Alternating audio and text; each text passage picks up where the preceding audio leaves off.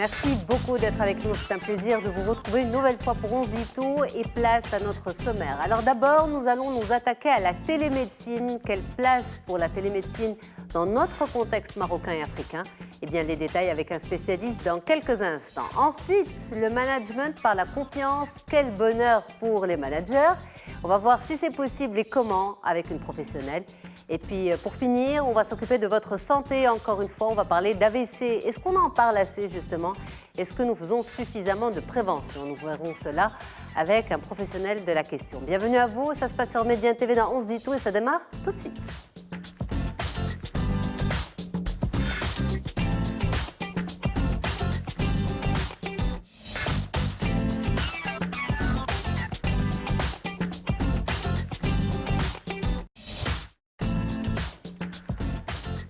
Et c'est On se dit tout qui vous accueille sur le plateau de Média TV. Merci infiniment d'être là. C'est un plaisir de vous retrouver au nom de toute l'équipe. Bienvenue à ceux qui viennent de nous rejoindre à l'instant et bienvenue bien sûr à mes invités. Bonjour professeur. Bonjour. C'est un plaisir de vous retrouver. Professeur Ahmed Bennis, professeur de cardiologie. Avec vous, cette histoire d'AVC, est-ce qu'on en parle assez? Eh bien, avoir justement votre grimace pour commencer l'émission, on dirait pas vraiment. Pour la troisième cause de mortalité dans le monde et une des premières causes de mortalité tout court, je pense qu'on n'en parle pas assez. Et c'est l'occasion surtout de donner quelques signes d'alerte, quelques chiffres et quelques, bien sûr, moyens de prévention. Et j'espère qu'on pourra faire avancer sur la connaissance et surtout sur la prévention. Merci professeur. À vos côtés, Hanan Oubidal. Bonjour Hanan, merci infiniment d'être là. Vous êtes consultante en entreprise et avec vous, cette histoire de management par la confiance. Exact. Ça serait un vrai bonheur pour les managers. Et pour les collaborateurs Et pour les collaborateurs aussi. Alors, est-ce que c'est facile dans notre contexte maghrébin, africain, marocain ou non? Comment ça fonctionne? Vous allez nous répondre dans quelques instants. Et puis, en face de vous, Dr Marwan Hakam, qui est expert en digital santé. Bonjour docteur, Marhaba bik, merci infiniment d'être là. Avec vous, aujourd'hui, on va parler de télémédecine. Alors, ça fait les unes des journaux depuis quelques temps et c'était, on va dire, les vacances où le monde était occupé. Là, c'est le moment de s'intéresser à cette question qui améliorerait, selon justement ces grands titres et selon ce qui dit l'état de santé au Maroc. Alors, est-ce que c'est vrai ou pas? Quelle est la place de la télémédecine dans notre contexte? On en parle avec vous. Merci tout le monde. Merci d'être là, c'est un plaisir. Et justement, sans plus tarder, c'est avec vous qu'on commence, docteur Hakam.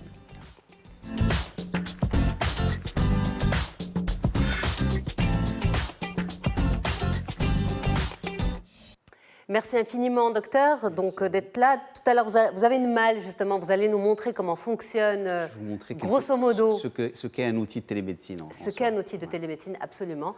Mais d'abord, justement, qu'est-ce que c'est exactement? On va commencer par le commencement. La télémédecine, c'est quoi? Alors, on va remonter un petit peu plus haut que la télémédecine pour parler de e-santé. Donc, en fait, ce qu'on appelle la santé numérique ou la santé connectée en général. Donc, vous avez aujourd'hui énormément d'outils connectés qui utilisent des outils d'Internet ou les outils de télécommunication de base pour pouvoir donner des actes de santé. Je ne parle pas de médecine, je parle d'actes de santé. Donc ça peut être, par exemple, quand vous décidez d'aller sur un site pour chercher un médecin ou prendre un rendez-vous en ligne, ça fait partie de la e-santé. Quand vous décidez, par exemple, d'aller sur un site, excusez-moi de citer mais c'est un des plus grands, donc Doctissimo, c'est de la e-santé. Doctissimo fait de la e-santé, donc il vous permet d'avoir accès à de l'information santé ou à des conseils santé. Est-ce que nous, on fait de la télésanté?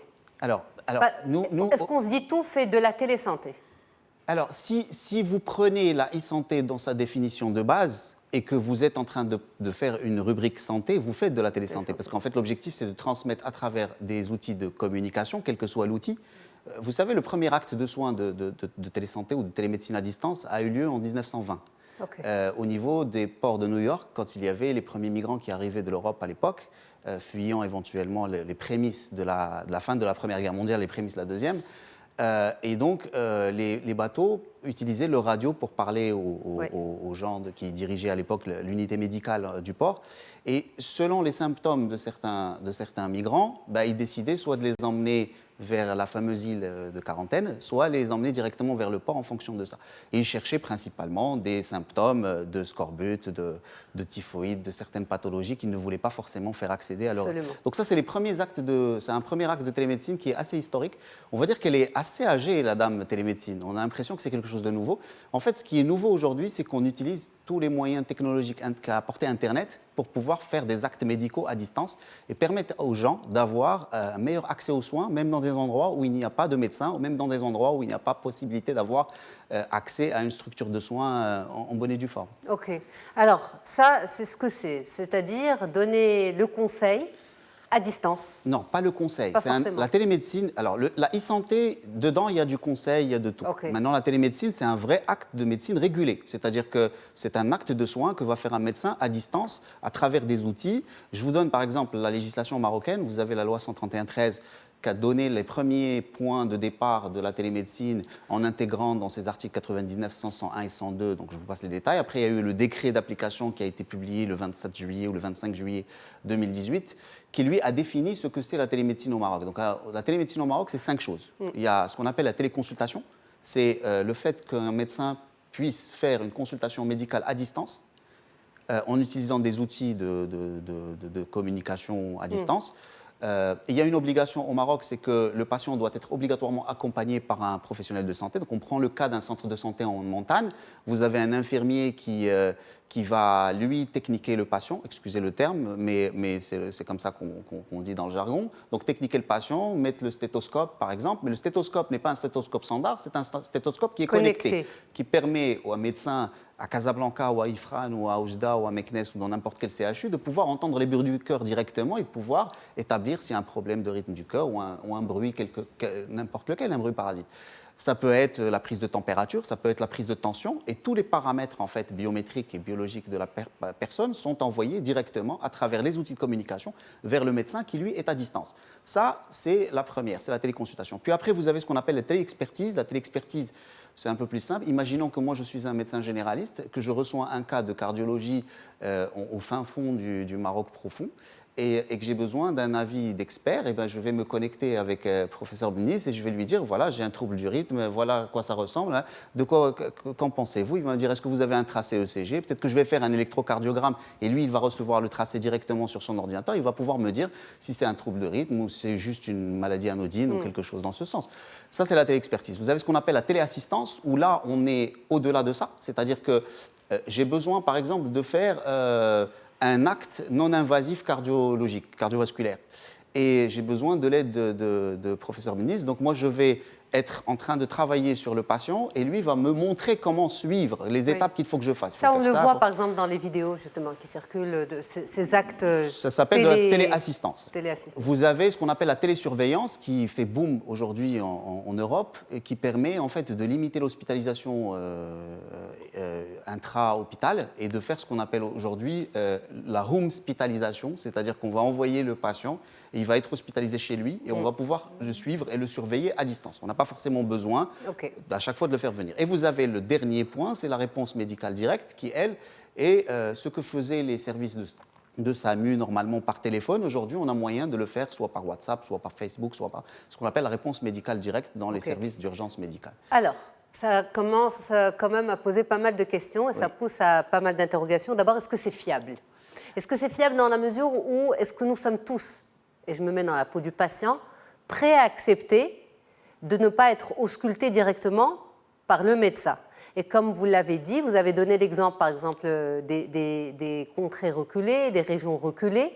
Est-ce que, justement, la personne qui vient de ce village va accepter et va avoir confiance en ce diagnostic à distance? Est-ce que ce volet psychologique est pris en considération? Votre question a deux points. En fait, le premier point, c'est que d'abord, le médecin, c'est lui qui fait la consultation. Il l'a fait à distance, mais c'est le médecin qui fait la consultation. Ce n'est pas une autre personne, ce n'est pas une machine. On n'est pas en train de parler d'intelligence artificielle et tout ça. Pour moi, ça, c'est des choses qui ont besoin d'encore 20-30 ans pour qu'on puisse en parler. Mais on est en train de parler de consultation. C'est un médecin qui est derrière une caméra vidéo et ça lui permet de voir ce qui se passe dans une salle de consultation de l'autre côté. Mais est-ce que le contact physique médecin-patient n'est pas important dans le clinique, justement? Cette consultation clinique est une consultation physique en général. J'y arrive. La seule chose que ne peut pas apporter la télémédecine jusqu'à présent, c'est la palpation. Oui, tout à fait. C'est la percussion sonore pour essayer de chercher une masse abdominale et tout ça.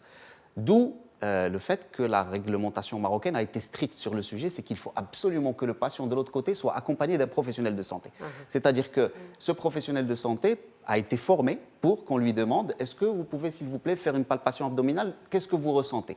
Et à ce moment-là, il nous donne. Mais tout le reste peut être fait à distance, parce que je parle par caméra interposée à mon patient qui est à distance, je peux voir les paramètres biométriques, sa température, sa tension artérielle, l'autoscopie, la dermatoscopie, on peut aussi prendre des images de la peau, on peut faire des tracés ECG, on peut faire même des échographies à distance, tout ça sans aucun souci. Alors, est-ce que, votre seconde partie de la question, est-ce que les patients de ces montagnes-là vont accepter? Est-ce que le volet psychologique est pris en considération? Écoutez, pas de la montagne uniquement. J'ai donné l'exemple parce que vous avez fait référence. Parce qu'en général, télémédecine match avec déserts médicaux. En général, zone enclavée, déserts médicaux et télémédecine, ça sonne très bien. C'est pas que ça, mais ça sonne très bien. Tant mieux. Moi, je préférais qu'on en parle qu'on parle que de ça au Maroc, de déserts médicaux, de zones enclavées et télémédecine, ça me va parfaitement. Quand vous avez une personne qui n'a pas de médecin, qui ne peut pas avoir de médecin, donc un tien vaut mieux que deux tu l'auras, si vous me permettez l'expression. C'est-à-dire que, alhamdoulilah, qu'il arrivera peut-être à avoir un médecin par caméra interposée qui permettra de lui donner de vrais diagnostics. Prenons le cas par exemple des enfants.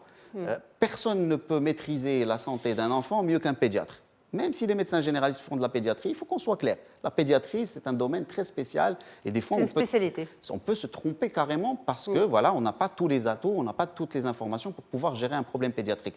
Si aujourd'hui, je peux permettre à un patient, un petit patient, dans une montagne à Azilal ou dans une montagne du côté de Mnimla ou du côté de Middelsouk, d'avoir accès à un pédiatre directement qui va lui poser quelques questions, poser des questions à sa maman ou même à l'infirmier par personne interposée parce que des fois il y a des problèmes de langue et qui pourra poser un vrai diagnostic d'une maladie cœliaque ou d'une malabsorption ou des choses comme ça. Moi, je suis preneur. C'est-à-dire aujourd'hui, ce n'est pas la psychologie qui me dérange. C'est plutôt... Professeur Benis, vous en pensez quoi? Je pense ce qu'a dit le docteur Marouane Hakem est très intéressant parce que c'est une nouvelle chose qui vont pouvoir désenclaver les régions qui sont absolument lointaines, qui vont pouvoir amener la santé, les conseils pour ces patients qui ont des difficultés énormes à avoir des soins de santé, de dépister des urgences rapidement. On va parler tout à l'heure de l'accident vasculaire cérébral ou de l'infarctus. C'est de pouvoir rapidement poser des diagnostics et ça peut sauver des vies. C'est aussi un outil de formation et d'accompagnement par rapport à ces personnels de santé. Pour. Moi, je suis absolument pour. Et je trouve que c'est un outil extrêmement important. Et aujourd'hui, Marouane en a beaucoup parlé. C'est que c'est un outil qui nous permettra de réduire les hospitalisations, de réduire les coûts, de soigner encore plus de nombre, de donner plus d'accès aux gens qui sont un peu perdus. Et parfois, quelques petits conseils, quelques petits gestes peuvent sauver des vies humaines. Hanan, en tant que citoyenne, justement, vous en pensez quoi? Est-ce que vous faites confiance à cette notion de télémédecine et à l'approche? Je préfère avoir un expert et un spécialiste, ne serait-ce qu'on va dire en écran superposé, ou que d'avoir un infirmier peut-être qui va me poser un mauvais diagnostic. Et surtout quand on parle des régions un peu éloignées. Avec tout le respect bien sûr pour les infirmiers, on diminue pas de leur... Non, c'est pas du tout dans ce sens. C'est dans le sens où quand je parle par exemple, voilà... chacun sa spécialité. Chacun sa spécialité et des fois même un généraliste peut avoir besoin de l'avis d'un expert. En fait, aujourd'hui, il y a des spécialités, des sous-spécialités, donc on ne peut pas tout connaître. Et je pense que ça peut être une très bonne chose, en fait, pour le Maroc. Alors, comment ça fonctionne? Combien ça coûte? Comment ça fonctionne? Est-ce que finalement, ce sont des médecins conventionnés entre eux, sous l'égide du ministère de la Santé? Comment toute cette machine va se mettre en place? Alors, je vais vous parler de l'initiative nationale de télémédecine qui est chapeautée par la Société marocaine de télémédecine et qui est aussi chapeautée par le ministère de la Santé, l'Université Mohamed VI et sous l'égide de Sa Majesté lui-même.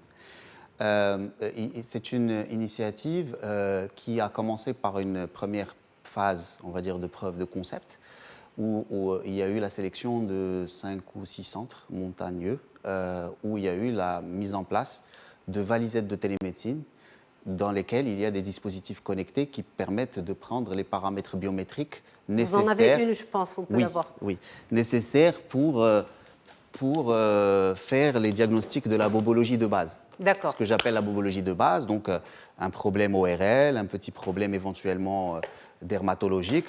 Vous avez par exemple là, ce que je vous disais tout à l'heure, ça c'est ce qu'on appelle un dermatoscope, en fait c'est un microscope vous le posez sur l'endroit que vous voulez prendre en image, vous zoomez dessus, vous prenez l'image, et puis tout de suite, le dermatologue à Casablanca reçoit l'image et il peut l'agrandir. Mais qui est ce dermatologue à Casa, par exemple? Aujourd'hui, la première phase, elle a été entièrement centralisée au niveau de l'hôpital Cheikh Khalifa de Casablanca, où les profs assistants des différentes spécialités assument le rôle de faire des consultations en fonction des pathologies qui sont assignées par les infirmiers des différents centres. Et donc, ils sont disponibles 24 heures sur 24, puisque finalement, l'urgence médicale ne prévient pas. Oui. Et que si ces personnes se déplacent dans des centres équipés en télémédecine, donc ces professeurs à Casa, par exemple, notamment à l'hôpital Cheikh Khalifa, sont dispo 24 heures sur 24. L'objectif éventuellement de l'initiative nationale qui est en train de... Il y a eu un appel d'offres il y a quelques mois, tout le monde est en train d'attendre en fait, les résultats de l'appel d'offres, où il y a plusieurs, en fait, il y a tout un écosystème de télémédecine qui va se mettre en place. C'est de connecter les différents centres de santé avec les hôpitaux régionaux qui eux-mêmes vont être connectés aux hôpitaux provinciaux, qui eux-mêmes vont être connectés au CHU. Ça permettra vraiment de respecter la pyramide en fait, sanitaire, mais de permettre de faire vraiment de la prise en charge rapide et de la prise en charge et du vrai triage médical avec une bonne prise en charge adaptée. Alors, docteur, nous avons des questions pour vous de la part de nos intervenants docteurs ou, questions ou même simple intervention. Vous avez Ahmed qui vous dit, ne faut-il pas d'abord renforcer le service B2B avant de penser à ces belles technologies? B2B dans les Alors B2B, c'est business to business, donc je n'arrive pas forcément à comprendre en fait, la question. Je pense qu'il veut dire renforcement en fait, du système sanitaire en soi. Oui, c'est un vœu pieux. Tout le monde a envie que la structure sanitaire du pays soit améliorée. Je rappelle juste à Ahmed que la problématique du Maroc, c'est un problème de budget de santé, que nous avons aujourd'hui le budget de la santé, le budget du ministère représente à peine 8% en fait, du budget de l'État global, que la dépense totale de santé dans laquelle le budget de l'État ne représente que 25%, ne représente que 5,8% de notre PIB, c'est-à-dire que nous n'avons pas les moyens de construire des hôpitaux partout, d'avoir des médecins partout, de construire des centres de santé partout et de permettre aux habitants d'avoir une couverture de santé comme en Norvège ou en Finlande. Maintenant, vous avez été direct. Non, mais moi j'aurais. Maintenant, non, mais il faut qu'on soit réaliste. C'est des chiffres qui parlent pour nous. Il y a un très grand effort qui est fait. Je salue énormément l'effort qui a été fait par toutes les personnes qui ont travaillé dans le ministère de la Santé. Je ne parle pas de ce gouvernement ou celui qui est avant, mais il y a eu un travail depuis 50 ans qui est exceptionnel. On a eu une baisse de mortalité infantile et maternelle de près de 3 fois de ce qu'elle était. On ne communique jamais sur les réalisations malheureusement, de la santé malheureusement nous avons un taux d'immunisation de 98%. Nous sommes un champion de l'immunisation à travers le continent, voire même à travers la région Maghreb arabe et Moyen-Orient, mais on n'en parle pas. On ne dit pas, par exemple, que l'État prend en charge à peu près 3500 à 4000 dialysés de ses propres deniers, c'est-à-dire que ces dialysés sont pris en charge end-to-end. On ne dit pas, par exemple, qu'il y a eu une baisse de 40% en moins de 5 ans. Entre 2011 et 2016, il y a eu 40% de moins de mortalité infantile, 40% de moins de mortalité maternelle. Il y a eu une augmentation de l'espérance de vie de près de 10 ans ou de 15 ans des années 50 à aujourd'hui. Voilà, il faut communiquer. Il faut qu'on donne aux médias de quoi communiquer. Alors, je pense que les politiques communiquent à leur manière. Donc, maintenant, les médias peuvent aussi aller sur les sites du ministère de la Santé. Il y a énormément de documents. Vous pouvez avoir toutes les statistiques possibles et imaginables. Pour revenir à la question qu'on nous masse le boulot, en fait. Je suis à votre disposition. Alors, juste pour revenir à Ahmed disait que, oui, il faut renforcer la structure. Maintenant, on a besoin aussi d'outils qui pourraient nous permettre d'améliorer l'accessibilité aux soins en prenant en considération ces problèmes-là, le vieillissement de la population, la diminution des budgets, l'éloignement, l'enclavement sanitaire, enfin ce genre de choses. Je vais vous donner un petit exemple. Rapidement, pour qu'on passe au management par la confiance. Qui va vraiment parler au Stade ministre, c'est vous avez une personne hypertendue qui habite dans une montagne reculée, qui a besoin de 5 heures de piste, même en voiture, pour pouvoir arriver au premier hôpital régional. Dans cet hôpital régional, il n'y a pas de cardiologue. Il faut qu'il aille à l'hôpital qui est un peu plus haut, qui est au-dessus, au niveau de la pyramide, pour trouver un cardiologue.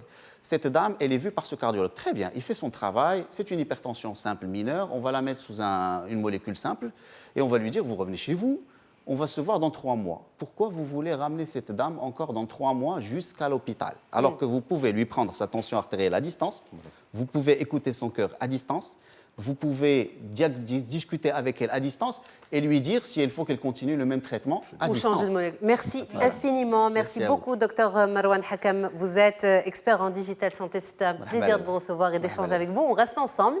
L'esprit de l'émission, c'est un esprit de partage et d'échange. On va parler d'AVC tout à l'heure et je pense que vous aurez l'occasion de rebondir à nouveau sur la télémédecine. Mais pour là, on va parler de management par la confiance.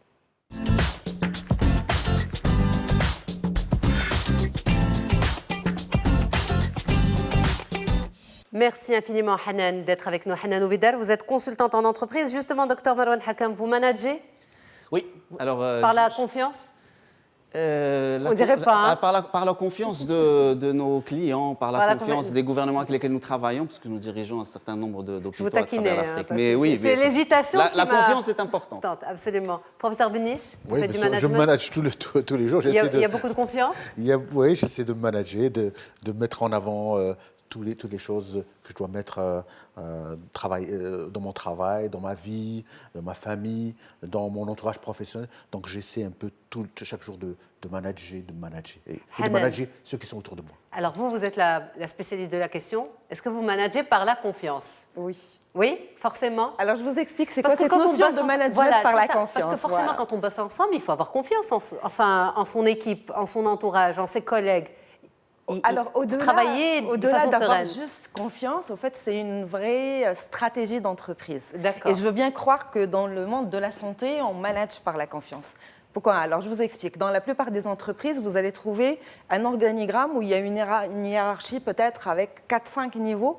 Et souvent, en fait, il y a même des blagues par-dessus, en fait, où on dit que ceux qui rament, ils sont moins nombreux que ceux qui donnent des ordres. Voilà. Donc, c'est le management à l'ancienne, où on va avoir les gens qui travaillent, ceux qui les contrôlent, ceux qui contrôlent les premiers, et ainsi de suite. Où, au fait, on va mettre en place beaucoup de process, beaucoup d'écriture, beaucoup de contrôle, de surcontrôle. Et là, en fait, la confiance, elle se perd à la fin, parce que ça devient carrément robotisé. Et des fois même, en fait, en termes de management, sur les strates les plus élevées, on ne connaît rien du métier initial de l'entreprise, parce qu'on n'est pas du tout sur le terrain. Donc, quand on parle aujourd'hui de management par la confiance, c'est tout un concept. C'est vraiment d'être sur le terrain. Donc, être sur le terrain comme on voit sur la photo, ça peut être le PDG avec l'ensemble de ses collaborateurs, avec les directeurs. Mais ça, c'est l'esprit start-up un peu. C'est un peu l'esprit start-up, mais c'est aussi un peu l'esprit à l'ancienne. Où on avait le chef d'entreprise qui était d'abord un expert métier et qui était, que ce soit dans l'usine, que ce soit dans quel que soit en fait son secteur d'activité, qui est sur le terrain, qui s'y connaît. Et quand il a besoin de prendre une décision, ça ne va pas tomber d'en haut alors qu'on ne sait même pas quelles sont les priorités ou les exigences ou peut-être les urgences du terrain. Il y a une décision qui va venir d'en haut, exactement, qui est shower. À la marocaine. À la marocaine. C'est pour ça que je vous dis que peut-être chez nous, c'est même plus facile à mettre en place. Et dans le domaine de la santé, pour eux, je pense que c'est presque inné, parce qu'il n'y a pas vraiment cette hiérarchie. Souvent, en fait, vous allez trouver le médecin expert ou même le chirurgien, par exemple, dans sa salle d'opération. Il a les infirmiers, les experts. Chacun connaît son métier, mais tout le monde s'y met pour sauver le patient. Alors, quand vous dites aujourd'hui, c'est une vraie stratégie au sein de l'entreprise, une vraie stratégie managériale, ça veut dire quoi? On a pris conscience qu'il fallait changer de méthode, qu'il fallait se rapprocher de la même manière qu'on parle aujourd'hui de bonheur au travail, de ces choses-là beaucoup plus humaines, beaucoup plus terre-à-terre.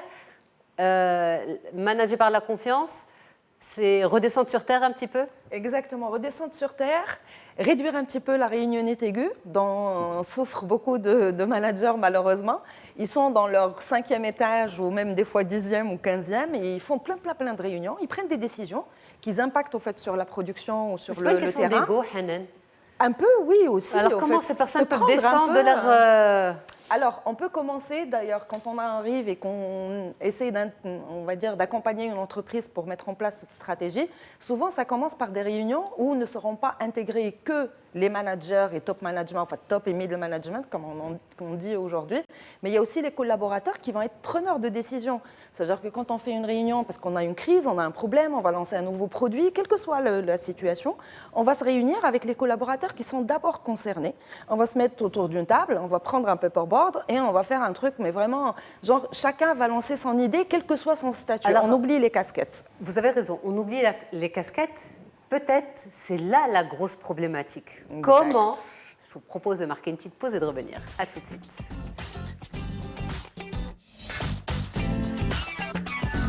Merci beaucoup pour votre confiance. Et justement, nous, on parle de management par la confiance avec Hanan Oubidar. Merci pour votre disponibilité pour 11 Dito sur Média TV. On a parlé tout à l'heure de télémédecine avec le docteur Marwan Hakam. Et puis, on parlera d'AVC dans un petit moment. Pourquoi? Parce que justement, on n'en parle pas. C'est la troisième cause de mortalité dans le monde. Donc, comment faire un maximum de prévention? Eh bien, c'est en parlant du sujet avec les professionnels, notamment le professeur Ahmed Benis qui est avec nous. Hanan Oubidar, retour à cette case départ du management par la confiance. Vous l'avez dit, aujourd'hui, il y a une prise de conscience de l'importance de s'aligner avec ses employés, avec ses collaborateurs. Mais il y a aussi cette histoire d'ego, parce que finalement, pendant longtemps, on a construit le mythe du management et le mythe de la hiérarchie en entreprise. Aujourd'hui, tout ça doit, on va dire, s'écarter pour laisser place à un autre type de management qui s'impose de lui-même. Comment descendre de son piédestal quand on a longtemps été perché dans sa tour? En fait, et c'est pour ça d'ailleurs qu'on parle de stratégie. Ça ne peut pas venir d'en bas, ça doit venir d'en haut. Ça veut dire que si le top management, les dirigeants, les fondateurs, les PDG prennent conscience qu'il y a vraiment que cette notion de management par la confiance peut donner de très bons résultats, on commence déjà un petit peu, pas complètement par aplatir la hiérarchie, mais au moins la réduire. Plus il y a de strates, plus il y a de problèmes et plus l'information en fait se perd.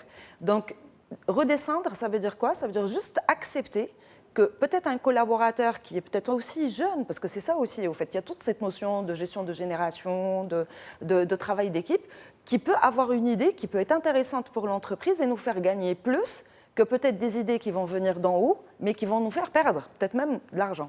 Donc, si on a des personnes qui pensent, qui réfléchissent, on oublie un peu le taylorisme où c'est les gens d'en haut qui réfléchissent et les autres exécutent. On se met autour d'une table et on part du principe que je fais confiance à l'intelligence de chacun, quel que soit son niveau peut-être de hiérarchie.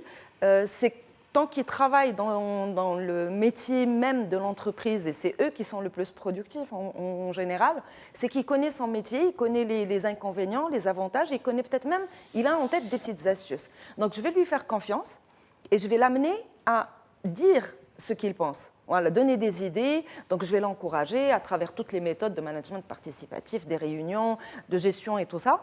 Et ces idées-là, après, de toute manière, si on implique les gens, ils ont plus cette notion, en fait, où l'idée leur appartient.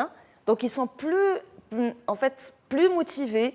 Ils vont s'impliquer plus. Ils vont tout faire pour défendre leur projet pour que ça réussisse. Que de leur imposer une idée qui ne vient pas d'eux. Et du coup, déjà, là, en fait, on parle déjà du management du changement, parce qu'il faut que je lui impose une idée qui ne vient pas de lui et qu'il va devoir intégrer. Donc, en fait, j'économise énormément de temps, d'énergie et même d'argent. Alors, ma question, juste pour mieux comprendre, est-ce que quand vous parlez de confiance, est-ce que c'est confiance dans l'individu ou bien confiance en son intelligence? Parce que c'est différent. C'est les deux. Les deux, quand on parle confiance dans l'individu, c'est par exemple, aujourd'hui, dans beaucoup d'entreprises, on va pratiquement faire du contrôle à la seconde près. Des systèmes de badgeage, à quelle heure il rentre, à quelle heure il sort, est-ce qu'il a 5 minutes de retard, on va le pénaliser, on va le recevoir dès qu'il dépasse 3-4 secondes sur telle ou telle activité, les moments de pause. Donc tout ça, au fait, quand on parle de management par confiance, c'est tous ces éléments qui vont être intégrés. C'est par exemple lui mettre à disposition des espaces de repos au milieu de l'entreprise. Alors, c'est quoi mon intérêt, moi, en tant qu'entrepreneur? Ça donne le droit, finalement, à la personne de se dire, très bien, j'ai le droit d'être fatiguée pendant une journée de travail et j'ai le droit de me reposer. C'est un droit. C'est un droit. Je ne vole pas du temps. En fait, on ne vole pas du temps, et surtout pour les entrepreneurs et les chefs d'entreprise ou les dirigeants, ce qu'ils doivent comprendre, c'est que quand je suis fatiguée, je ne suis pas du tout productif. Ouais. Je peux rester devant mon PC, mais je ne fais rien. Tout à fait. Ce que je peux faire en étant reposée, peut-être ça va me prendre pour faire un rapport 30 minutes. Si je suis fatiguée, ça va me prendre 3 heures. Donc, qui est le gagnant dans l'histoire? Vaut mieux que je me repose 30 minutes et que je puisse être plus productif, plus rapide dans ce que j'ai à faire les heures d'après. C'est pas grave si peut-être je suis du genre à ne pas pouvoir me réveiller très tôt le matin. Donc si je l'intègre moi en tant que chef d'entreprise et que patron, et c'est ce que font la plupart des startups, ils choisissent leurs horaires de travail. Ils disent, par exemple, moi, ça m'arrange de venir à 8h et de sortir à 17h, parce que mon planning, ma famille, mes enfants et autres. Quelqu'un d'autre va venir, va dire, non, moi, s'il vous plaît, moi, je préfère venir plutôt à 10h et je ne quitterai qu'à 19h. C'est là où je suis le plus productif. À quoi ça me sert, moi, de lui imposer un horaire qui, moi, m'arrange? Bien sûr, après, il y a aussi... comment cette histoire d'horaire, si on devait remonter dans le temps, en fait? Ça remonte à loin, c'est ça? Ça remonte à loin, exactement. Mais aujourd'hui, on a l'avantage, au fait, de voir toutes ces startups, comment elles bossent et comment elles travaillent. Quand on voit les grandes entreprises aujourd'hui, surtout dans le domaine, en fait, des nouvelles technologies, comment elles travaillent, on se rend compte que c'est... Parce que culturellement, en fait, la famille surveille. Les parents surveillent. Donc les patrons surveillent. Donc les patrons surveillent. Exact. Je ne sais pas ce que vous en pensez. Est-ce que c'est culturel? Il y a aussi la culture en fait de l'entreprise familiale qui a pendant très longtemps perduré. Mais la culture de la surveillance tout court. La culture dans l'entreprise familiale où il y avait le patriarche, le fils, donc c'est eux qui surveillent tout le monde et tout ça. Mais Hanan disait au contraire que dans le système entre guillemets de l'entreprise patriarcale, les choses étaient différentes. Les choses sont différentes, hein, quoi qu'on pense. Moi qui suis vraiment sur le terrain avec plusieurs entreprises, je vois la différence. On a plus de facilité à négocier quand on est dans une petite entreprise familiale et autres que quand on est dans une multinationale où il y a des règles, où il y a des procédures, où il y a des process. Et en plus, quand on regarde vraiment par rapport à l'histoire, c'est une culture beaucoup plus francophone. Ce n'est pas vraiment culturel chez nous. Même en France aujourd'hui, beaucoup d'entreprises se remettent en question et reviennent vraiment à ce qui se fait aujourd'hui dans un monde plus aux États-Unis, Canada en fait, et dans le monde anglophone où on a plus on regarde par objectif. Est-ce que vous arrivez à réaliser vos objectifs ou pas? Vous venez à 9h, à 10h, vous partez à minuit ou à 6h du matin, vous arrivez au boulot.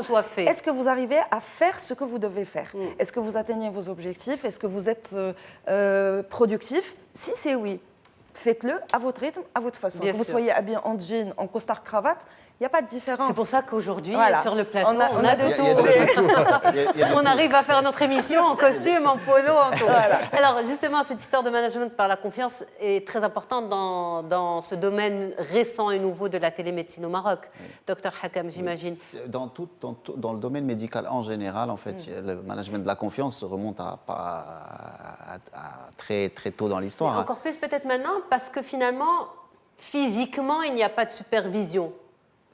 Dans un centre. Par exemple, vous avez un centre dans une région reculée, personne ne supervise parce que c'est comme ça, il y a un infirmier, il y a un médecin, enfin... Qui va accueillir le patient, qui va déterminer le problème et puis il va envoyer vers un médecin. Donc il y a effectivement, on va dire, c'est pas une supervision, mais une relation en fait de face-to-face ou end-to-end entre l'infirmier et le médecin.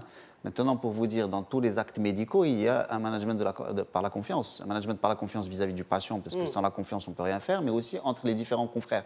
Cette ministre qui vient de l'universitaire, on a quelque chose qui s'appelle les staffs multidisciplinaires dans la pratique médicale. On a chaque semaine des staffs multidisciplinaires ou des staffs de spécialité. Il y avait les staffs de cardiologie, mais il y avait les staffs où il y avait les pneumos et les cardiologues et les neuros qui pouvaient s'asseoir et discuter entre eux. Et il y a de tout le monde. Il y a les professeurs, il y a les résidents, il y a les internes, il y a les externes. Il y a tout le monde qui peut discuter. Vous avez ça même dans le privé d'ailleurs. Dans quelques cliniques privées, ils arrivent à faire ça quand ils ont un directeur médical.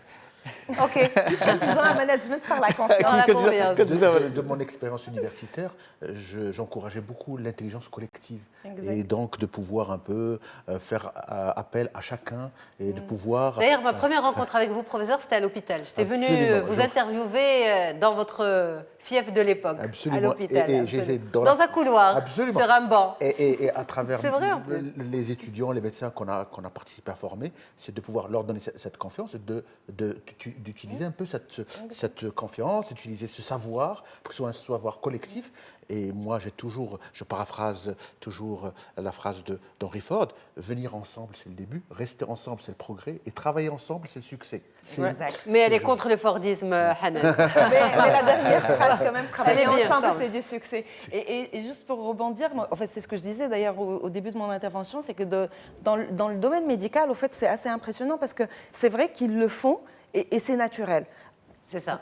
Souvent, en fait, par exemple, des spécialistes, des professeurs, jamais ils vont prendre une décision en étant seuls. Quand il y a des cas assez compliqués et tout, en général, en fait, dans le staff, on va les discuter. Et ce qui est intéressant à savoir, c'est que, et là, le domaine de la santé peut nous donner vraiment l'exemple idéal, c'est que la personne, quand on la responsabilise, elle va faire en fait, elle va mettre en œuvre tout ce qui est possible pour pouvoir trouver la réponse idéale, la solution idéale, et des fois même va rester plus que son temps de travail pour aller faire de la recherche, pour regarder dans des livres, pour aller voir avec d'autres collègues. Et l'obligation pour elle, c'est de trouver la solution pour son patient. Donc, au fait, qu'est-ce qu'on rajoute quand on manage par la confiance? C'est qu'on responsabilise. L'engagement. Et l'engagement. On n'est plus obligé de le suivre. Il va le faire. Alors, question de Fadel qui vous dit « Manager par la confiance, c'est bien, mais si je suis déçu par un collaborateur ?» Point d'interrogation. Le management par la confiance, c'est tout un processus. Ça ne veut pas dire que en un seul jour, je vais venir et je vais tout annuler, plus de contrôle, plus rien. Non, la confiance n'exclut pas le contrôle. Sauf que là, le contrôle, c'est plus je vais contrôler ce que tu fais à la minute, à la seconde près et ne même pas te demander ton avis avant de mettre en place une décision. Mais je vais quand même contrôler le rendu, le résultat. Est-ce que le travail a été fait? Satisfaction des clients. Et en général, quand on fait confiance aux collaborateurs et qu'ils sentent que ça vient vraiment du cœur, on a une autre question, je vais vous la glisser rapidement. Chama qui vous dit « Mon père a toujours eu ses hommes de confiance, mais là je reprends l'entreprise familiale et je souhaite restructurer le process.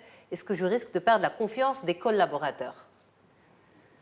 Chacun a son mode et sa façon de manager. Il ne faut jamais garder, si c'est son papa, il ne faut pas copier le modèle paternel parce qu'elle a sa propre personnalité, sa propre façon de faire. Il faut qu'elle apprenne aussi à gagner la confiance des collaborateurs. Et en général, ça marche. Merci beaucoup, Hanan Obedar, consultante en entreprise. Merci beaucoup on va dire, de fructifier ce beau sentiment et cette belle valeur qu'est la confiance. Alors, on continue par quoi? On continue par la santé. C'est avec vous, professeur Benis, tout de suite.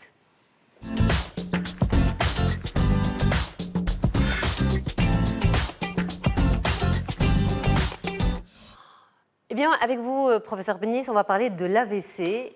Pourquoi? Parce que je pense qu'on n'en parle pas assez, qu'on ne fait pas suffisamment de prévention et que c'est toujours, on va dire, une urgence vitale, puisque l'AVC, justement, peut engendrer le décès. C'est la 3e cause de mortalité dans le monde. Une personne sur 8 peut décéder d'un AVC ou peut faire un AVC, justement. Pourquoi ça continue à faire autant de ravages? Alors l'AVC, c'est l'accident vasculaire cérébral. C'est lorsque une artère dans le cerveau est soit bouchée, soit rompue. Donc ça peut être soit l'accident vasculaire cérébral ischémique, c'est-à-dire quand c'est une artère qui est bouchée dans le cerveau et qui va entraîner une perturbation de la circulation du sang dans le cerveau, il risque d'y avoir une mort cellulaire. Ou ça peut être une artère qui est rompue et ça peut être une hémorragie cérébrale. Pourquoi il faut en parler? Parce que c'est une vraie urgence. Parce que la personne qui fait un accident vasculaire cérébral peut mourir assez rapidement, mais aussi, si elle survit, elle peut avoir des séquelles, et des séquelles que ce soit des séquelles motrices, hémiplégie, la paralysie de la moitié du corps, ou parfois des séquelles neurologiques, comme des démences, des Alzheimer, des troubles de la mémoire ou des troubles des fonctions supérieures.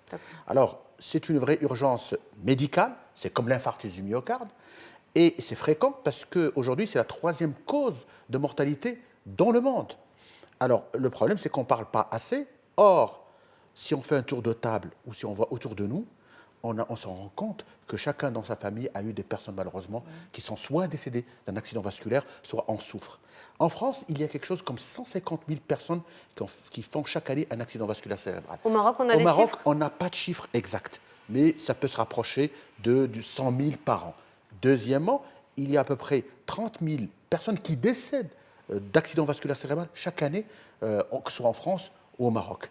Alors pourquoi c'est fréquent? Parce qu'il y a une multiplicité des facteurs de risque cardiovasculaire, l'hypertension, le diabète, le tabac, le cholestérol, tous ces facteurs qui sont des facteurs de vieillissement cellulaire, de vieillissement vasculaire et qui vont entraîner la formation de caillots qui vont monter dans le cerveau. Alors, il faut... Mais alors justement, parce que quand l'idée d'en parler, c'est de prévenir. Prévenir, c'est prévenir la crise. Que l'AVC n'arrive pas. Ça, c'est l'idéal. Si on peut arriver à ça, ça serait extraordinaire. Maintenant, la 2e étape, ça serait quels sont les signes précurseurs pour que la personne se rende compte qu'il faut absolument consulter et éviter justement de se retrouver avec des conséquences dramatiques. Par quoi, selon vous, en tant que spécialiste, on devrait commencer la sensibilisation? Alors la sensibilisation, d'abord... Et pourquoi ça ne marche toujours pas? Alors, là, il faut en faire. Il faut en faire, matraquer. Il faut, voilà, matraquer. Alors, premièrement, c'est d'alerter la population sur les signes précurseurs, les signes prémonitoires de l'accident vasculaire cérébral. Attention, l'accident vasculaire cérébral va arriver. Les signes simples, je perds la mobilité d'un membre, supérieur ou inférieur, ou les deux membres. Et si c'est transitoire, il faut faire très attention. Je perds la vision d'un œil, je n'arrive pas à voir avec un œil. Mais tout ça, c'est rapide? C'est rapide. Ça ne s'installe pas, ce n'est pas définitif. Alors, je vais y revenir. Okay. Soit je perds la parole, soit je parle et c'est incompréhensible, soit je n'arrive pas à comprendre la parole. Donc, soit c'est un trouble de la sensibilité, soit des maux de tête extrêmement importants. Alors, ces signes, soit ils vont s'installer de façon brusque, et c'est l'accident vasculaire cérébral. Dans la foulée, l'accident vasculaire cérébral. C'est dans la foulée? Dans la foulée, dans les 3 heures qui arrivent.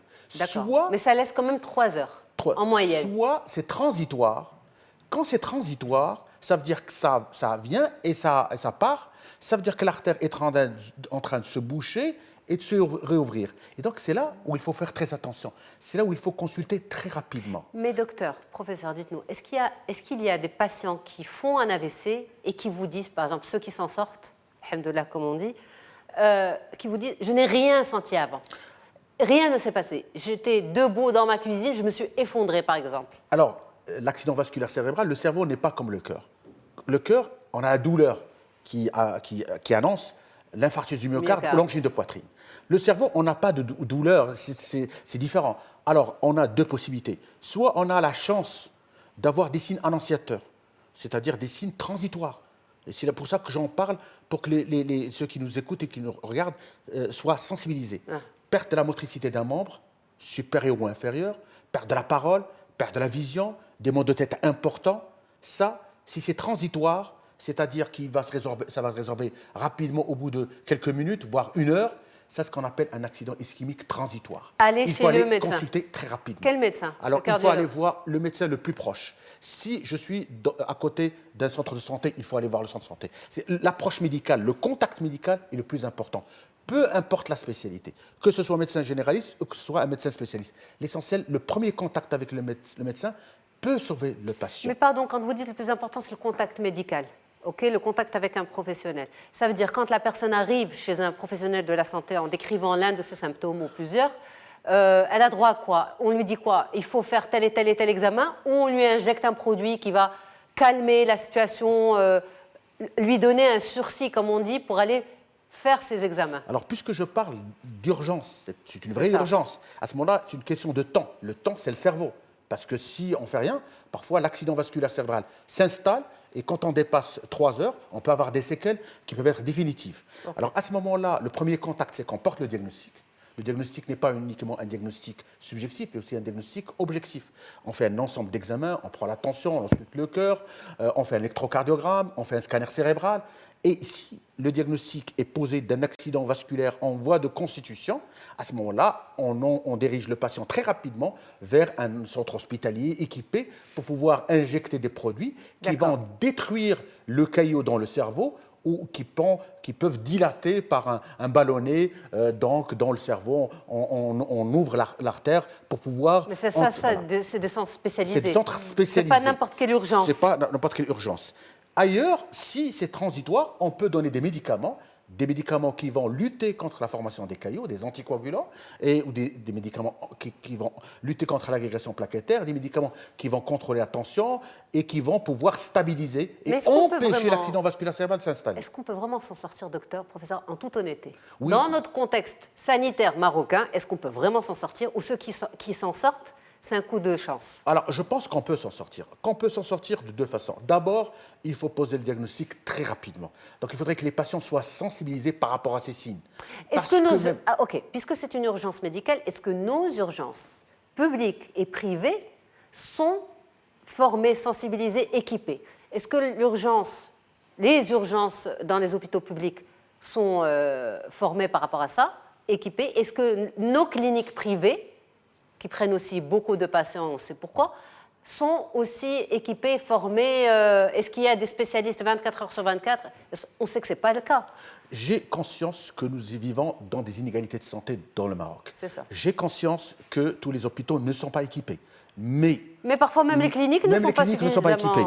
Mais le premier contact avec le médecin est extrêmement important. Si le patient en a un diagnostic rapide, même avec un traitement médical, on peut réduire les séquelles, on peut réduire les risques et on peut augmenter les chances de survie. L'absence de médicalisation d'un accident vasculaire cérébral, avec un diagnostic tardif, avec une non prise en charge médicale, augmente les risques, en particulier d'hémiplégie définitive, de paralysie définitive, de séquelles définitives. Donc c'est pour ça que j'insiste sur le fait de poser un diagnostic très rapide. Et Dr Hakam, on a parlé aussi de la télémédecine.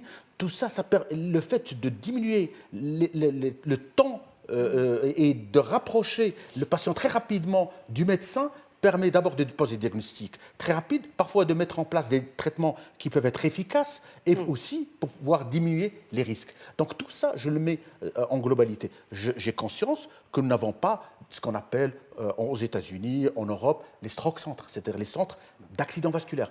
Parce que si on va dans un monde idéal, il faudrait que ce soit un centre bien équipé où il y a le neurologue, le cardiologue, le réanimateur, et qui ne font que ça, qui vont avoir un traitement sur la carte. Mais à notre niveau-là, j'insiste sur les symptômes dont j'ai parlé et aussi dans un temps important sur la prévention. Oui. Est-ce qu'il y a une catégorie à risque déjà, professeur? Les catégories à risque, à partir de 40 ans, les personnes qui fument régulièrement, l'hypertension artérielle, on sait aujourd'hui, quand on a une hypertension artérielle contrôlée, le risque d'accident vasculaire cérébral diminue de 50%.